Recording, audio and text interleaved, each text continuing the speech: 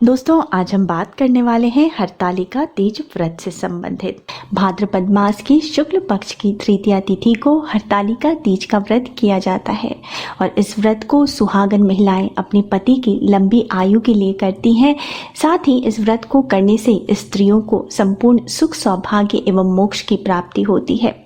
वहीं कुंवारी लड़कियां इस व्रत को मनोवांछित पति की प्राप्ति हेतु करती हैं। हरतालिका तीज व्रत से संबंधित कई प्रश्न पूछे जा रहे हैं, तो इस वीडियो में मैंने आपके सभी प्रश्नों के उत्तर देने की कोशिश की है। साथ ही हरतालिका तीज व्रत की संपूर्ण विधि विस्तार पूर्वक बताई है। फिर भी अगर आपके मन में कोई प्रश्न रहता है तो आप कमेंट बॉक्स में कमेंट करके पूछ सकते हैं। तो चलिए शुरू करते हैं। इससे पहले अगर आपने अभी तक मेरे चैनल को सब्सक्राइब नहीं किया है और आप मेरा वीडियो पहली बार देख रहे हैं तो इस प्रकार के तमाम ज्ञानवर्धक जानकारियों के लिए आप मेरे चैनल को सब्सक्राइब कर लीजिए। वीडियो अच्छा लगे तो लाइक ज़रूर कर दीजिएगा और परिवारजनों के साथ, दोस्तों के साथ शेयर भी कीजिएगा ताकि वो भी इसका लाभ उठा सके।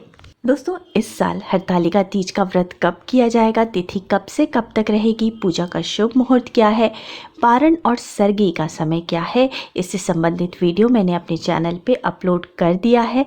लिंक मैं फर्स्ट कमेंट में दे दूंगी, आप चाहें तो देख सकते हैं। इस वीडियो में मैं आपके सारे प्रश्नों के उत्तर दूंगी, साथ ही हरतालिका तीज व्रत की विधि विस्तार पूर्वक बताऊंगी। दोस्तों, वैसे तो हरतालिका तीज का व्रत एक दिन का ही होता है, परंतु इसमें नियमों का पालन 3 दिनों तक किया जाता है। हरतालिका तीज व्रत में भगवान शिव और माता पार्वती की पूजा आराधना की जाती है। साथ ही यह व्रत निर्जला किया जाता है। व्रत के एक दिन पहले नहा खा होता है। इस दिन सुबह सवेरे जल्दी उठ के स्नान आदि से निवृत्त हो ले। दोस्तों, इसी दिन सर धो के नहा ले। इस दिन स्नान के पश्चात आप साफ स्वच्छ वस्त्र धारण करें। ब्राइट कलर के लाल, गुलाबी, हरे, नारंगी, पीले इस प्रकार के वस्त्र पहने। साथ ही इस दिन आप नाखून काट लें और पैरों में आलता लगा लें। हाथों में इसी दिन मेहंदी लगा लें। साथ ही जैसे आप रोज पूजा करती हैं उस प्रकार से पूजा करें। भगवान से प्रार्थना करें कि आप ये व्रत करने जा रही हैं, आपका यह व्रत संपूर्ण हो, सफलता पूर्वक पूर्ण हो और आपका इसको शुभ फल प्राप्त हो। साथ ही दोस्तों, इस दिन सात्विक भोजन करें, किसी पे क्रोध ना करें, किसी की चुगली ना करें, झूठ ना बोलें, अपने व्यवहार को, आचरण को सात्विक रखें, ब्रह्मचर्य का पालन करें, मांसाहार का सेवन, नशे के पदार्थ का सेवन बिल्कुल भी ना करें। अब जिस दिन व्रत है उस दिन दोस्तों सुबह में सरगई की जाती है। तो सरगई करने का नियम होता है कि सरगई सूर्योदय से 1 घंटे पहले संपूर्ण कर लेनी होती है। आजकल गर्मियों का दिन है, सूर्योदय 6 बजे तक हो जाता है, अर्थात सरगई आपको 5 बजे से पहले संपूर्ण कर लेनी है। कई जगह सास अपनी बहुओं को सरगई देती है। थाल में कपड़े, नए कपड़े, चूड़ियां, श्रृंगार के सामान, फल, फ्रूट्स, मिठाइयां रख के अपनी बहुओं को देती हैं और बहुएं सास से इस सरगई को लेकर के सास का पैर छू करके आशीर्वाद के साथ ही व्रत प्रारंभ करती हैं। दोस्तों, कई जगहों पे सास द्वारा सरगई देने का नियम नहीं भी है, तो भी आप अपने सास का आशीर्वाद जरूर लें, अपने बड़ों का आशीर्वाद लें और व्रत को प्रारंभ करें। सुबह सरगई में दोस्तों जितना हो सके अगर आप तरल पदार्थ, लिक्विड चीजें खाएंगे तो आपको दिन में भूख प्यास कम लगेगी। पानी खूब पी ले, शरबत पी ले, हेवी चीज़ें ना खाएं, तली हुई चीज़ें ना खाएं, थोड़ा मीठा खाएं, थोड़ा लिक्विड खाएं, खूब पानी पिए। इस प्रकार से व्रत प्रारंभ करें। अब दोस्तों, जिस दिन व्रत है उस दिन भी सुबह सवेरे स्नान करके साफ स्वच्छ वस्त्र धारण करें, ब्राइट कलर के कपड़े पहने। इस दिन चूड़ी बदल लें, बिछिया बदल लें और सुबह में रोज आप जिस प्रकार से भगवान की पूजा करते हैं उस प्रकार से पूजा करें। भगवान शिव और माता पार्वती का ध्यान करें, उन्हें भोग अर्पित करें, धूप दीप दिखाएं और साथ ही हरतालिका तीज व्रत करने का संकल्प लें। हाथों में पुष्प, अक्षत और दक्षिणा लेके भगवान शिव, माता पार्वती का ध्यान करते हुए अपने पति की लंबी आयु की कामना करते हुए हरतालिका तीज व्रत करने का संकल्प लें। इसके पश्चात आरती करें और क्षमा प्रार्थना करें। अब सारे दिन भगवान शिव, माता पार्वती का ध्यान करते रहें, पूजा की तैयारी में व्यतीत करें। दोस्तों, पूजा की तैयारी में जहां आपको पूजा करना है उस स्थान को साफ सुथरा कर ले। वहां पे एक ऐपन बना ले। ऐपन अर्थात रंगोली बनाई जाती है। रंगोली बनाने के लिए चावल के आटे में थोड़ी सी हल्दी मिला करके उसमें पानी डाल के उसका घोल तैयार कर ले और उससे रंगोली बनाए। और वहां पे रंगोली बनाने के पश्चात एक चौकी रखें। चौकी के ऊपर लाल या पीले रंग का कपड़ा बिछाएं। उसके चारों तरफ जो है केले के पत्ते से उसको सजाएं और उसके बाद वहां पर भगवान शिव, माता पार्वती की मूर्ति या प्रतिमा स्थापित करें। साथ ही भगवान श्री गणेश की भी मूर्ति या प्रतिमा स्थापित करें। सारे दिन प्रसाद बनाएं। पूजा की सारी सामग्री इकट्ठा कर ले। प्रसाद अपने अपनी पारिवारिक परंपरा के अनुसार बनाई जाती है, परंतु जो प्रसाद इस पूजा में अति आवश्यक है वो है 5 प्रकार के फल और घर में बनी हुई गुजिया, जो बिहार में जिसे हम पिड़किया भी कहते हैं। तो दोस्तों, 5 प्रकार के फल में इस मौसम में जो भी फल मिल रहा है आप ले सकते हैं। गुजिया तो आप जरूर ही लें। साथ ही कई जगह मीठे पापड़ बनाए जाते हैं, पूड़ियाँ बनाई जाती हैं, गुलगुल्ले बनाए जाते हैं। तो इस प्रकार से आपके घर में जो भी प्रसाद रूप में अर्पित किया जाता है वो ले। साथ ही रोज की पूजा में आप जो चीजें प्रयोग में लाते हैं, जैसे धूप, दीप, शुद्ध घी, रोड़ी, चंदन, हल्दी, मौली, वो सारी चीजें तो आपको लेनी ही है। साथ ही भगवान शिव को अर्पित करने के लिए शमी पत्र, बेल पत्र, धतूरा, जो कि भगवान शिव का प्रिय है, वो इकट्ठा कर ले। साथ ही माता पार्वती को अर्पित करने के लिए सुहाग की पेटी लेनी होती है, जिसमें कम से कम 5 प्रकार के सुहाग की सामग्री रखी जाती है। सुहाग की सामग्री में सिंदूर, बिंदी, चूड़ी, आलता, कंघी, ऐनक, इसके अलावा लोग वस्त्र रखते हैं। आप साड़ी चढ़ाना चाहते हैं साड़ी चढ़ाएं, या फिर आप ब्लाउज का पीस भी चढ़ा सकते हैं। भगवान शिव को आप धोती, अंगूछा, ये सारी चीजें वस्त्र रूप में अर्पित करें। अब दोस्तों, यहाँ पे कई लोग जो है सारे श्रृंगार की सामग्री 2-2 चढ़ाते हैं, कि एक दान करने के लिए और एक अपने पास जो है प्रयोग में लाने के लिए। दान करने के लिए भी आप अच्छी क्वालिटी की चीजें चढ़ाएं, क्योंकि हमेशा अच्छी क्वालिटी की चीज ही दान करनी चाहिए। जिसको कि आप खुद भी प्रयोग कर सकते हैं वैसी चीजें दान करें। या फिर आप 2-2 नहीं चढ़ा सकते तो कुछ चीजें आप उसमें से दान कर दें और कुछ अपने प्रयोग के लिए रखें। साथ ही भगवान को स्नान कराने के लिए आप पंचामृत जरूर तैयार कर लें। पंचामृत गाय के कच्चे दूध में थोड़े से दही, शुद्ध घी, शक्कर और शहद मिला करके तैयार हो जाती। अब दोस्तों, यहाँ पर यह प्रश्न पूछा जाता है कि संपूर्ण पूजा की सामग्री या श्रृंगार की सामग्री नहीं मिल पा रही या गुजिया नहीं बना पा रहे तो क्या करें। अब दोस्तों, भगवान को आप जितना भी श्रद्धा पूर्वक अर्पित करते हैं वही सर्वश्रेष्ठ होता है, परंतु माता पार्वती को श्रृंगार की सामग्री अर्पित करनी होती है। कोशिश करें कि कम से कम 5 प्रकार के श्रृंगार की सामग्री तो अवश्य हो। जितना सामान उपलब्ध है वही माता पार्वती को अर्पित करें। बाकी के बदले आप कुछ पैसे या दक्षिणा चढ़ा दें, जो कि बाद में आप पंडिताइन को दान कर सकते हैं श्रृंगार की सामग्री के बदले। अब अगर गुजिया नहीं बना पा रहे या गुजिया बनाने का सामान नहीं मिल रहा, तो आप घर में बना हुआ कोई भी प्रसाद भगवान को अर्पित कर सकते हैं। नारियल का लड्डू बनाना बहुत आसान होता है। पंजीरी बना ले या चूरमा बना ले, आप वो भगवान को अर्पित करें। गुड़ ही चढ़ा ले, लेकिन कोशिश करें घर में बनी हुई मिठाई ही भगवान को चढ़ाएं। दोस्तों, हरतालिका तीज व्रत में पूजा शाम के समय प्रदोष काल में की जाती है, तो पूजा के पूर्व स्नान करें, नए वस्त्र धारण करें। यह पूजा नए वस्त्र पहनकर ही की जाती है। उसके बाद 16 श्रृंगार करके बिल्कुल दुल्हन की तरह तैयार हो जाएं और उसके बाद आप पूजा स्थल पे पूर्व दिशा की ओर मुख करके चौकी के सामने आसन बिछा करके बैठ जाएं। साथ ही दोस्तों, अगर आप कलश स्थापना करना चाहते हैं तो आप कलश स्थापना भी कर सकते हैं। चावल से अष्टदल कमल बनाएं, उसके ऊपर जल से भरा एक कलश रखें। पीतल या तांबे का कलश हो, उसमें थोड़े से गंगा जल, रोड़ी, सुपारी, पुष्प डाल करके उसके ऊपर एक ढक्कन में चावल रख के उसको ढक दें। उसके ऊपर नारियल रखें, नारियल के चारों तरफ कलावा लपेट दें।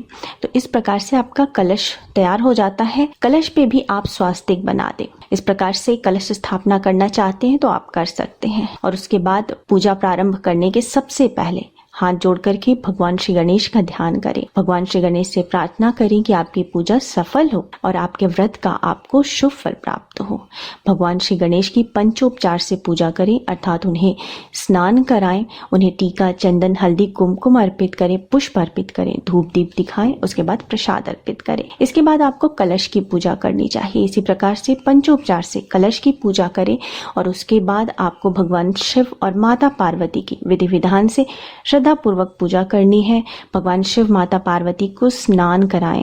अब दोस्तों कई लोग पूछते हैं कि फोटो को कैसे स्नान कराएं, तो यहाँ दो तरीके हैं दोस्तों। या तो आप जो है उनके फोटो के ऊपर हल्के हल्के छींटे दे करके आप स्नान करा सकते हैं, या फिर शुद्ध पीली मिट्टी या काली मिट्टी से भगवान शिव और माता पार्वती की प्रतिमा बना लें और उनकी आप पूजा कर सकते हैं। उन्हें स्नान कराएं, आपने जो पंचामृत तैयार किए उसने स्नान कराएं, शुद्ध जल से स्नान कराएं, उन्हें टीका, चंदन, हल्दी, कुमकुम अर्पित करें, पुष्प अर्पित करें, पुष्प माला अर्पित करें, भगवान शिव को बेलपत्र, शमी पत्र अर्पित करें, आग धतूरा आपने जो भी लिया है वो सब भगवान शिव को अर्पित करें। माता पार्वती को सुहाग की पिटारी अर्पित करें, वस्त्र अर्पित करें, सिंदूर अर्पित करें, प्रसाद भोग जो आपने बनाया है वो अर्पित करें। इस प्रकार से पूजा करने के पश्चात आपको हरतालिका तीज व्रत की कथा सुननी या पढ़नी होती है। कथा सुनने के बाद भगवान की आरती करें और उसके बाद क्षमा प्रार्थना करें। दोस्तों वैसे तो ये व्रत निर्जला किया जाता है, परंतु अगर आपसे बर्दाश्त नहीं हो रहा, आप निर्जला नहीं रह पा रहे हैं, तो शाम को पूजा करने के पश्चात अपने पति के हाथों से आप पानी या शरबत पी सकती हैं। ये पूजा पति के लिए की जाती है, पति को ही इस पूजा में परमेश्वर माना जाता है। अगर वो अपने हाथों से आपको पानी या शरबत बना के दे तो सर्वोत्तम। अब दोस्तों जो कपड़े आपने पहन के पूजा किए थे वो कपड़े आप पूजा के बाद चेंज कर दें, क्योंकि इन कपड़ों को फिर से पारण के समय पहनना होता है। अब दोस्तों हरतालिका तीज व्रत में रात्रि जागरण का भी अत्यधिक महत्व होता है। संभव हो तो रात्रि जागरण जरूर करें, भगवान शिव माता पार्वती का भजन कीर्तन करें, मंत्रों का जप करें और दूसरे दिन सुबह सवेरे जल्दी स्नान आदि से निवृत्त होकर साफ स्वच्छ वस्त्र धारण करें। जो आपने पूजा के लिए वस्त्र पहने थे वो पहने या फिर नए वस्त्र पहने और उसके बाद पुनः भगवान शिव माता पार्वती की विधिवत पूजा आराधना करें। अब दोस्तों पारण की जो विधि है वो भी बहुत ही महत्वपूर्ण होती है। आपको इस प्रकार पूजा करने के पश्चात माता पार्वती को पारण के लिए आपको सामग्री अर्पित करनी है। आपके घर में आपके परिवार की परंपरा के अनुसार जिस भी चीज से पारण किया जाता है वो माता पार्वती को अर्पित करें। मेरे घर में जौ के सत्तू और गुड़ से किया जाता है, कई जगह चने और गुड़ से किया जाता है, तो वो माता पार्वती को भी आप अर्पित करें। इसके बाद आपको सुहाग लेना होता है। आपने माता पार्वती को जो सिंदूर अर्पित किया है उसमें से सिंदूर लेकर के आप अपने सिंदूरे में डालें और उससे आप स्वयं सिंदूर करें। और उसके बाद कई महिलाएं मिलकर पूजा कर रही हैं तो सभी एक दूसरे को सिंदूर लगाएं। आपने जो भी माता पार्वती को सुहाग की सामग्री अर्पित की है उसमें से थोड़ी सी सुहाग की सामग्री आप लेकर के उसी वक्त पहन लें, जैसे चूड़ियां पहन ली, बिंदी लगा लिया, सिंदूर लगा लिया और उसके बाद आपको सर पे आंचल रख के अपने आंचल में जो आपने प्रसाद अर्पित किया है माँ को उसमें से थोड़े से आपको ले लेने होते हैं, अपने आंचल में ले। वो भगवान का आशीर्वाद हो गया। उस प्रसाद में से आप स्वयं ग्रहण करें, अपने परिवार में अपने पति को दें, अपने बच्चे को दें। अब आपको पारण करना है। आपने पारण के लिए जो भी सामग्री ली है उसको आप जो है ग्रहण करें और पानी पीने के बाद ही कुछ आपको बोलना है, बीच में बोलना नहीं है। इस प्रकार आपका पारण संपन्न होता है, हरतालिका तीज व्रत संपन्न होता है। अब दोस्तों इस प्रकार से पूजा संपन्न करने के पश्चात आपको विसर्जन करना चाहिए। विसर्जन करने के लिए हाथ जोड़ के भगवान शिव और माता पार्वती का ध्यान करें, उनसे प्रार्थना करें कि जब भी आप उनकी पूजा करें वो आपके घर में पधारे। भगवान श्री गणेश से स्थायी रूप से आपके घर में वास करने की विनती करें। इसके बाद क्षमा प्रार्थना करें और थोड़ी सी चौकी हिला दें। ये आपका विसर्जन हो गया। इसके बाद जो सामग्री आपने भगवान को अर्पित की है, जैसे आक, बेलपत्र, धतूरा, केले के पत्ते, नारियल, पुष्प, इन सब को आप या तो प्रवाहित करें या गड्ढे खोद के डाल दें या फिर गमले में डाल के ऊपर से मिट्टी डाल दें। नारियल का आप दान भी कर सकते हैं। इसके बाद आपको परिवार के बड़े लोगों के, सास ससुर के पैर छूने हैं, आशीर्वाद लेना है, पति का आशीर्वाद लें और सब में प्रसाद वितरित करें। दोस्तों, हरतालिका तीज व्रत में भी सुहाग की सामग्री के दान का अत्यधिक महत्व है। आपने जो भी माता पार्वती को अर्पित किया है उसको आप दान करें और अपने प्रयोग के लिए भी रखें।